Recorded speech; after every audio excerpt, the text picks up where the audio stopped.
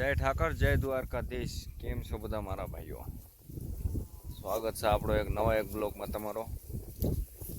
જેમ કે તમને આ જણાવવાનું 2-3 દિવસ આપણો કોઈ બ્લોગ આવ્યો નથી, તો આ ફર્સ્ટ બ્લોગ હતા નવો, તો બધા ભાઈઓ જોઈજો. અને આને કંઈક કેવું પડે આને હે મારે આટલું કે ને આટલું તોય બીકતું ને ભાઈ. આના જે છે ને ભાઈ ડિગ્રી છે, બીજું કંઈ નથી.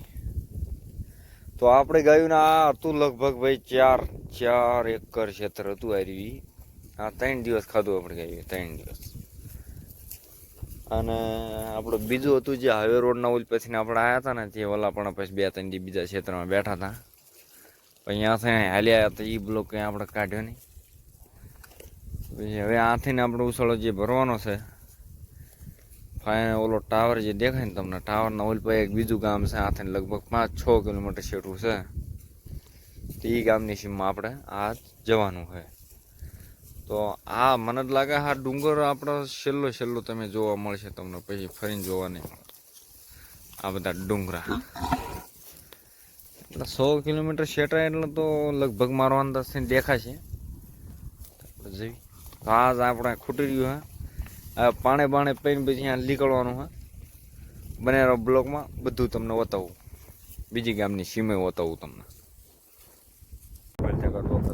હા નકરો જવા દે, બે આવવાનું મૂકીને ધૂળ ખાય. હાડું સોરવાનું કામ ચાલુ નીકળવાનું હવે ત્યાંથી જવા દે.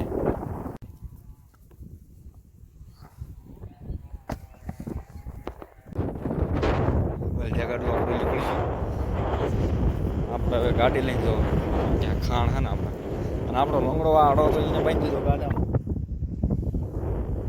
ત્યાં 4 એકર ક્ષેત્ર હતું, આમાં 3 દી નીકળ્યા, આવડું મોટું હતું. આપણે ગાડી લઈને જવાનું, મળવી આગળ આવો. બળદા ગાડું આવો આપણે જોઈએ આગળ, આપણે આગળ જોઈ ત્યાં જઈને આવી પાછા ગાવી લેવા. મિત્રો આ ક્ષેત્રવાળો હા, અને એના 2 ક્ષેત્ર હા, એટલે ખાલી એ રહ્યો કે મારા ક્ષેત્રમાં. હવે કોના ક્ષેત્રમાં જવું આપણે, તમે જ કહો. હવે જો ડુંગળીની પાઇપ સારું, પણ આપણે ભાઈ એક ક્ષેત્ર વાળું કે હવે આપણે બહુ એકમાં જઈ ગયું. એક હારે 4-5 જણા આવે એમાં થોડા જઈ ગયા. તો હવે મેં કીધું આમ બીજું એક ક્ષેત્ર હા અહીંયાથી કરી આવું. મેં કીધું પછી તારું જોવું, જો રહેશે તારું તો આવશું પાછા, પછી આપણે નહીં આવી. તો હવે આપણે આગળ આવતા હતા, આપણે બળધેગાડા પાસે જે ઓલું ડોલું રહ્યું ને, એટલું દારૂ પી ગયું હવે હાલી હકતું ને માર્ગ ઉપર પડી ગયું. પછી આપણે ઊભું કર્યું, પછી આપણે આગળ આવ્યા. આ છે આપણું જંગલ કાયમનું, એટલા જંગલ એટલા અત્યારે તો કઈ નથી. નજારો જો તમે કેવો,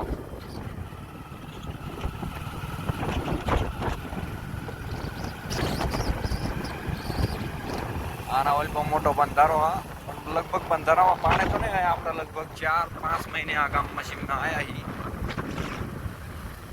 જોઈ જાય હજી આપણે આગળ જવાનું હોય, નજારો ચક્કરો જુઓ.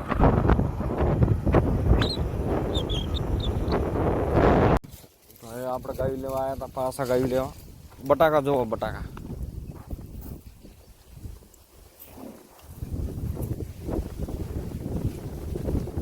હા ક્ષેત્ર કંઈક આવું છે. આમાં પાય છે ઘણી, પણ આ બધી ફૂંકાઈ જાય. આમાં એક જ દીની કેપેસિટી છે. એટલે આ ઘણા દીનું ક્ષેત્ર આપણે કઈ મૂક્યું હતું ને વેરડાની, એટલે કોઈને આપતો નથી ગાઢવાળા કોઈને. એટલે પછી હવે આપણે આજનો કાઢવી ને કાલ બીજું જોવું પડે. હાલો મળવી આગલા બ્લોગમાં.